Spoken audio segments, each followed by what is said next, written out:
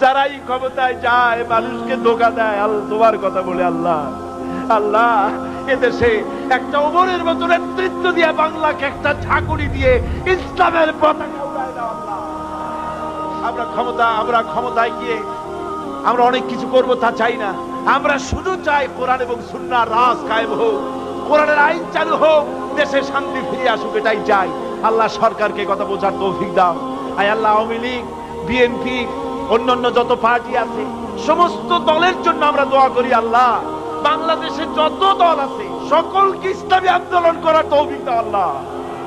সকলকে দল মত নির্বিশেষে দলাদলি ভুলে গিয়ে ঐক্যবদ্ধ হওয়ার তৌফিক দিয়ে দাও আল্লাহ। বাংলাদেশ পৃথিবীর শ্রেষ্ঠ ইসলামী দেশে পরিণত করে দাও আল্লাহ। রব্বুল আলামিন দোয়া মঞ্জুর করো আল্লাহ, দোয়া বিরাই দিও না আল্লাহ। বর্তমান সরকার, রাষ্ট্রপ্রধান, প্রধানমন্ত্রী, মন্ত্রী পরিষদ, সংসদ সদস্য, সেনাবাহিনী, পুলিশ বাহিনী, আনসার বাহিনী, প্রশাসনিক ব্যক্তিবর্গ সকলকে ইসলামের প্রতি মহব্বত তাদের কলিজায় ঢুকায় দাও।